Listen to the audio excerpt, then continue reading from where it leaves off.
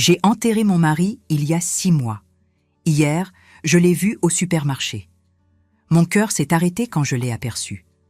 Là, entre les rayons de conserve de l'Intermarché d'Annecy, se tenait Henri, mon époux, l'homme que j'avais mis en terre dans un caveau de marbre italien qui m'avait coûté 90 000 €. L'homme pour lequel j'avais pleuré jusqu'à ne plus avoir de larmes. L'homme qui était censé être mort, mais qui était bien vivant, avec un caddie, en train de regarder le prix des haricots blancs. J'ai laissé tomber la bouteille d'huile d'olive que je tenais. Le verre s'est brisé sur le sol et l'huile dorée s'est répandue sur le carrelage blanc. Les gens me regardaient. Je m'en fichais.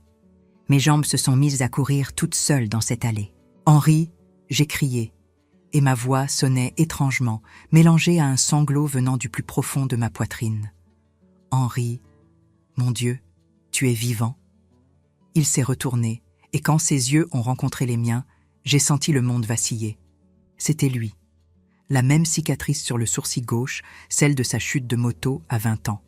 Le même nez légèrement tordu, cassé dans une bagarre dont il n'aimait jamais parler. La même tache de naissance sur le cou, petite, mais que je connaissais comme les lignes de ma propre main.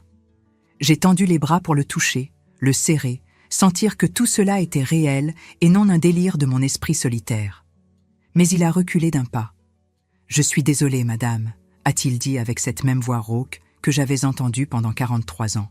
La voix qui me réveillait le matin, qui se disputait avec moi pour l'argent, qui me murmurait des mots d'amour les nuits froides. Je crois que vous me confondez avec quelqu'un d'autre. J'ai sorti mon téléphone avec des mains tremblantes, cherchant désespérément une photo de nous. Je lui ai montré l'écran. « Regarde, c'est nous. Tu ne me reconnais pas ?» Il a regardé la photo. Ses yeux se sont plissés une seconde. Puis, il a secoué la tête. « Je suis désolé. Je m'appelle Bernard. Bernard Leclerc. Je n'ai jamais vu cette photo de ma vie. Bernard Leclerc. Je l'ai observé de plus près. Ses vêtements étaient différents. Henri portait toujours des chemises boutonnées, même le week-end. Cet homme portait un maillot délavé de l'Olympique lyonnais et un jean usé. Mais le visage, mon Dieu, le visage était identique. « Ton doigt », j'ai murmuré en montrant sa main gauche. « Montre-moi ta main gauche. » Il a froncé les sourcils, confus, mais il a levé la main. Et là, le petit doigt tordu, cassé quand Henri avait 15 ans en réparant le toit de sa mère. « Écoutez, madame, je dois y aller », a-t-il dit en s'éloignant avec son caddie. Je l'ai suivi. Je l'ai vu payer ses courses en liquide. Je l'ai vu monter dans une vieille Peugeot 508 blanche avec une bosse sur la portière arrière. J'ai mémorisé la plaque d'immatriculation et je l'ai suivi dans ma Renault Mégane à travers les rues de la ville. Il s'est garé devant une maison simple, peinte en verre d'eau, avec un petit jardin et une clôture en bois blanc. La porte principale s'est ouverte. Une femme est apparue, la cinquantaine, les cheveux bruns attachés en queue de cheval. Elle lui a souri et l'a embrassé sur la joue. Puis 2 enfants sont sortis en courant, un garçon et une fille d'environ 8 et 10 ans, sautant sur lui en criant « Papi, papi, tu as ramené la glace !» Je suis restée assise dans ma voiture, les larmes coulant sur mon visage. 43 ans de mariage, 6 mois de deuil, des nuits entières à pleurer seule. Et lui était là, vivant, avec une autre famille, avec des petits-enfants que je ne savais même pas exister. J'ai pris des photos de la maison, de la voiture, de la plaque. Quand je suis rentrée chez moi, une question traversait mon esprit comme un éclair glacé. Si Henri est vivant, qui avons-nous enterré ? Mais avant de continuer, vérifiez si vous êtes déjà abonné à la chaîne et dites-nous en commentaire de quelle ville ou pays vous nous regardez. Nous aimons beaucoup savoir jusqu'où nos histoires voyagent. Je suis restée éveillée toute la nuit. Assise à la table de la cuisine avec une petite lampe allumée, j'ai étalé toutes les photos que j'avais d'Henri. Photos de notre mariage, de lui jeune dans ce costume marron que nous avions loué parce que nous n'avions pas les moyens d'en acheter un. Photos des anniversaires de Julien, notre fils, photos de vacances, de Noël. Et à côté, sur l'écran de mon téléphone, les photos que j'avais prises cet après-midi. J'ai comparé chaque centimètre. La cicatrice du sourcil, identique. La forme de son oreille gauche, légèrement plus grande que la droite, la même. La tache de naissance sur son cou en forme de petite virgule, au même endroit exact. Même la façon dont il souriait de travers, montrant plus de dents du côté droit, était absolument pareille. Quand le soleil s'est levé, j'étais toujours assise à la table. J'ai pris mon téléphone et j'ai appelé Julien. Il a répondu à la 5e sonnerie, la voix pâteuse de sommeil. « Maman, il est 6 heures du matin. Il s'est passé quelque chose, j'ai besoin que tu viennes tout de suite. Maintenant. Maman, j'ai une réunion à 9 heures. Julien. » Ma voix est sortie ferme. « Viens maintenant. C'est à propos de ton père. » Silence à l'autre bout. « Maman, qu'est-ce que tu as pris? Tu as oublié de prendre un médicament? Julien, j'ai vu ton père vivant au supermarché et je l'ai suivi jusqu'à sa maison. J'ai besoin que tu viennes m'aider à comprendre ce qui se passe, parce que soit je deviens folle, soit je le suis déjà. Reste là. Ne sors pas. Ne fais rien. J'arrive. » Julien est arrivé 40 minutes plus tard. Je lui ai montré les photos, d'abord les anciennes, puis les nouvelles, en lui expliquant chaque détail. La cicatrice, la tache de naissance, le doigt cassé. Je lui ai raconté la rencontre au magasin, comment il m'avait traité comme une inconnue, le faux nom, la maison, la femme, les enfants. Julien a regardé les photos en silence. Son expression a commencé à changer. De l'inquiétude à la confusion. De la confusion à quelque chose que je n'ai pas su identifier. Ses mains tremblaient légèrement. « Oui, la ressemblance est assez frappante », a-t-il dit finalement en me rendant le téléphone. « Mais maman, les gens se ressemblent. Julien, ce n'est pas une ressemblance. C'est lui. Nous sommes allés ensemble jusqu'à la maison Verre d'eau.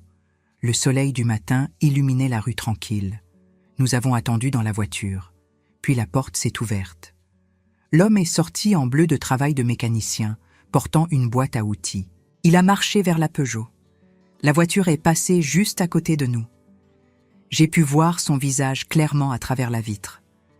Quand j'ai regardé Julien, il pleurait. Des larmes silencieuses coulaient sur son visage. Julien, mon estomac s'est glacé. Julien, qu'est-ce que tu ne me dis pas? Il a appuyé son front sur le volant. Maman. Sa voix était brisée. Maman, je suis tellement désolée. Parle, j'ai ordonné. Papa n'est pas mort dans cet accident. Il avait cette autre famille depuis 25 ans. Cette femme, Sylvie, ses enfants qui ont maintenant des enfants à eux. Il a vécu une double vie entre vous deux pendant 25 ans. Je l'ai découvert il y a 3 ans. Il m'a supplié de garder le secret.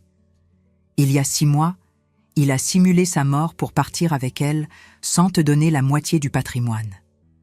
Nous avons payé un sans-abri en phase terminale pour mourir à sa place.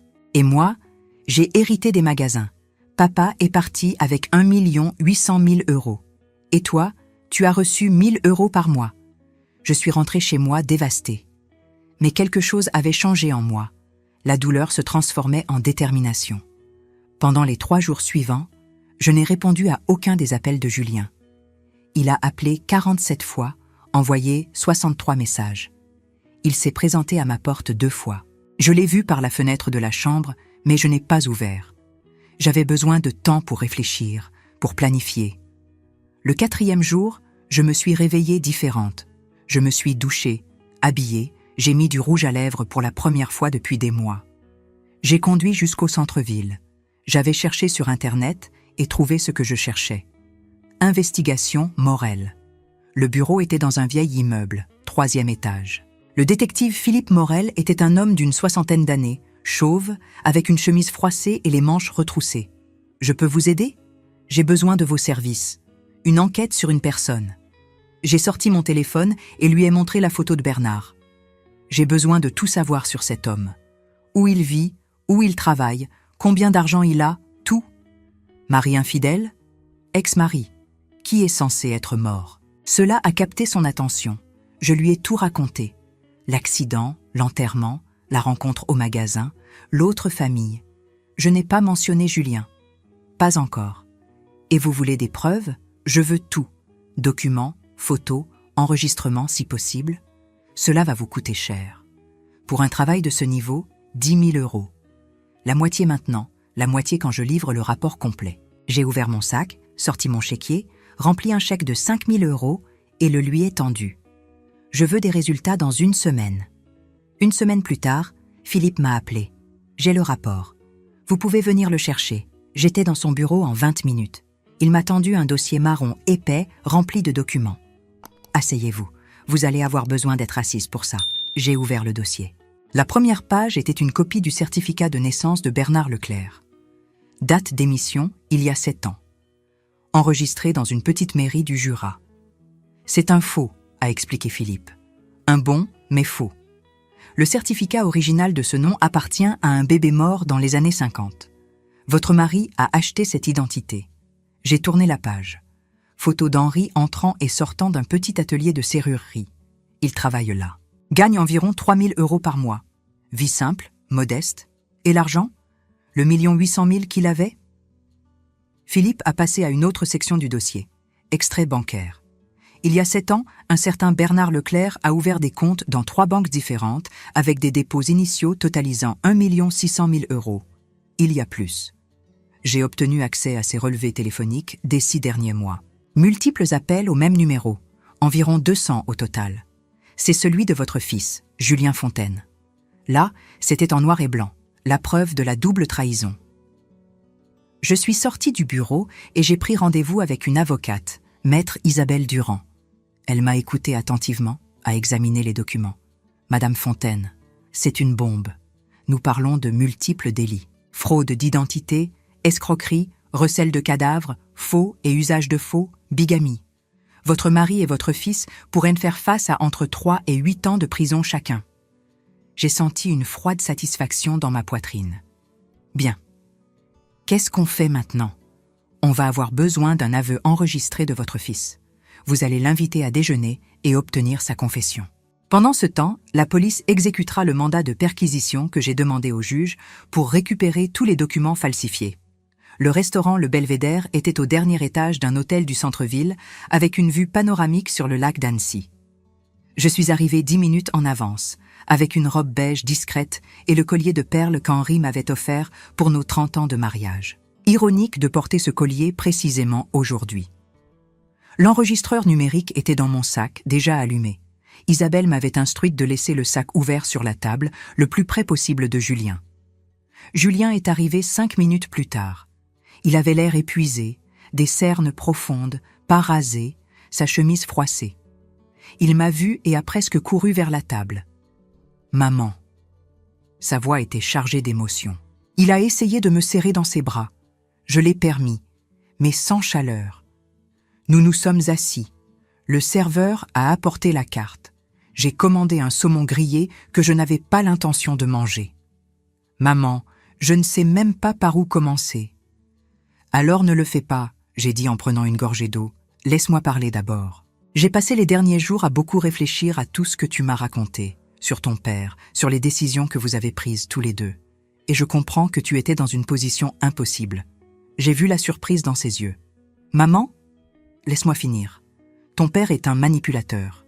Il t'a mis dans une situation où tu devais choisir entre lui et moi, entre protéger le patrimoine familial ou me dire la vérité. Tu étais le fils. Ce n'était pas ta responsabilité de réparer le désastre qu'il avait fait. » Julien a commencé à pleurer. De grosses larmes coulaient sur son visage. Je voulais te le dire, maman, chaque jour, mais j'avais peur. Peur de te perdre, peur de tout détruire. Je sais. Je me suis approchée, j'ai pris sa main sur la table, mais maintenant j'ai besoin de comprendre certaines choses. J'ai besoin que tu me racontes tout depuis le début. Il a serré ma main, désespéré de cette chance de rédemption que je lui offrais. « Tout ce que tu veux, maman. Demande ce que tu veux. » Alors il m'a tout raconté.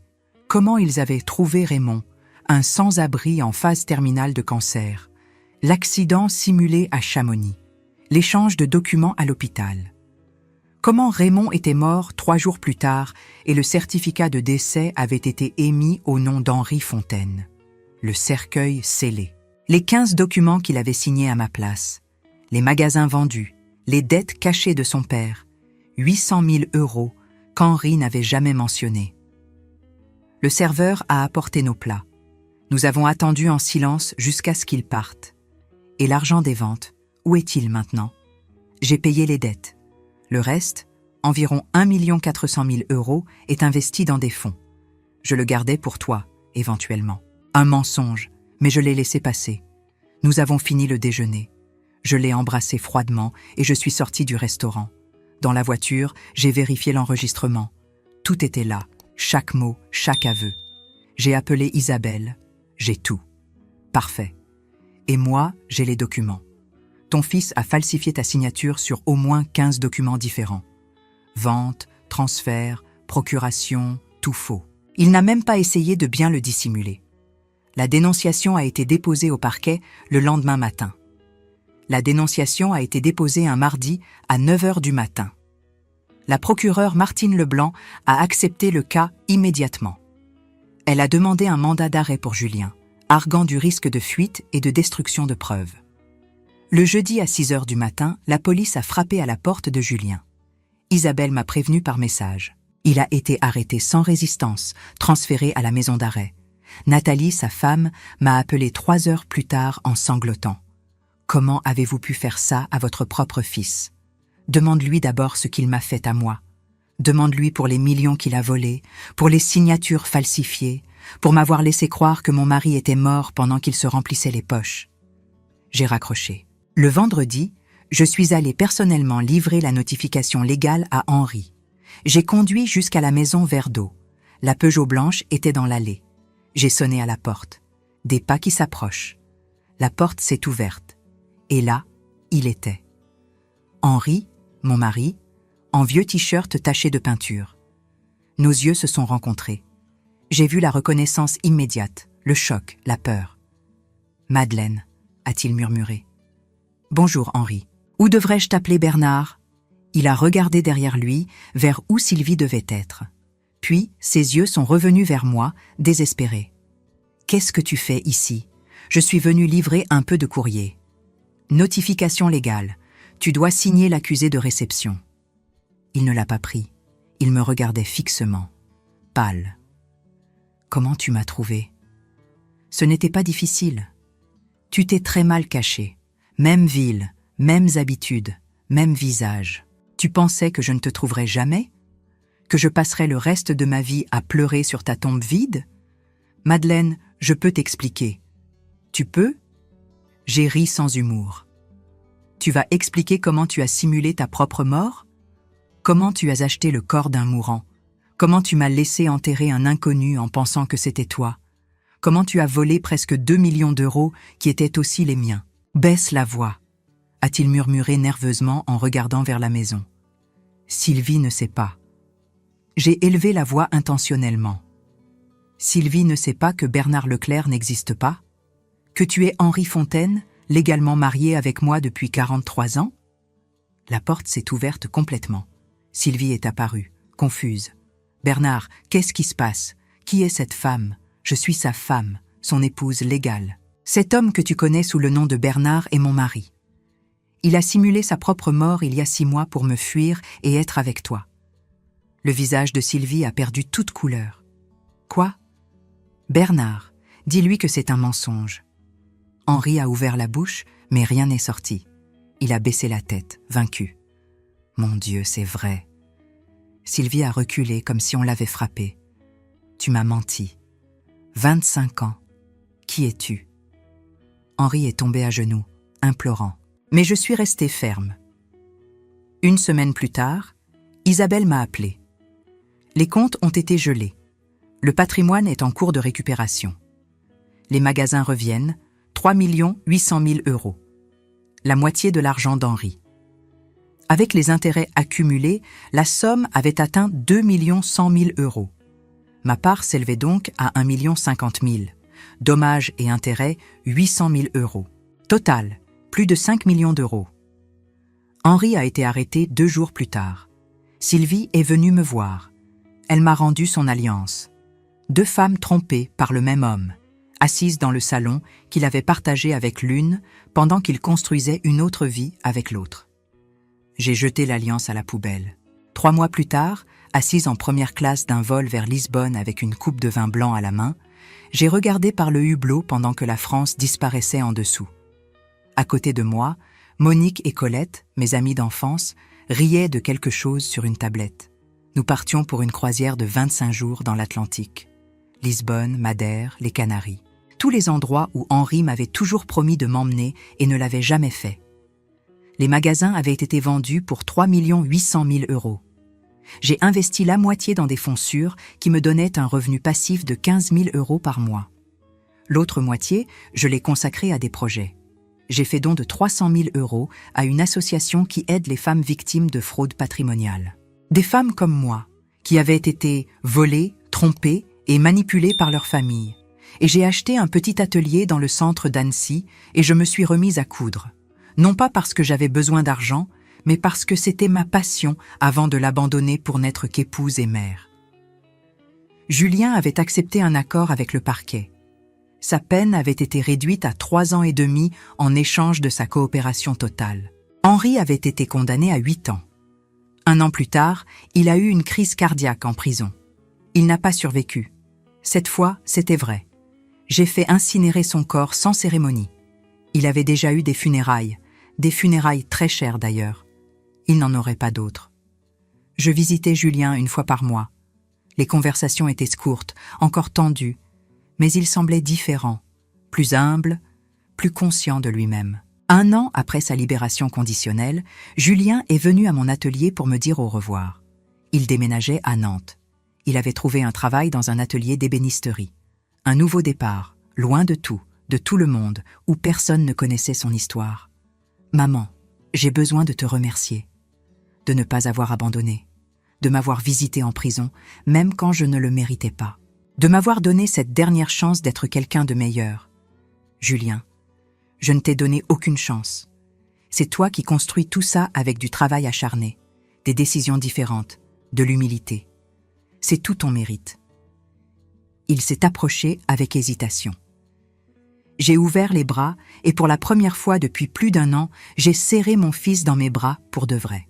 Aujourd'hui, 3 ans après avoir vu Henri vivant dans cet Intermarché, je me lève chaque jour dans ma maison, je vais à mon atelier, je coude mes créations, je prends un café avec mes amis.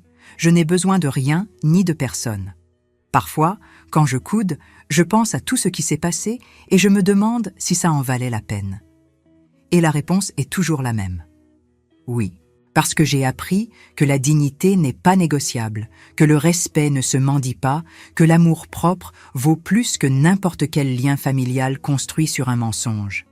J'ai appris qu'il n'est jamais trop tard pour exiger la justice, qu'avoir 71 ans ne signifie pas qu'on doit tout accepter en silence. Et le plus important, j'ai appris que la meilleure revanche n'est pas de détruire celui qui t'a fait du mal. C'est de te reconstruire toi-même, plus forte, plus libre, plus toi que jamais. Si cette histoire a touché votre cœur, répondez ici dans les commentaires. À ma place, qu'auriez-vous fait? N'oubliez pas de regarder la prochaine vidéo qui apparaît sur votre écran. Et pensez à devenir membre pour accéder à des vidéos exclusives que je ne publie pas ici. Je vous y attends.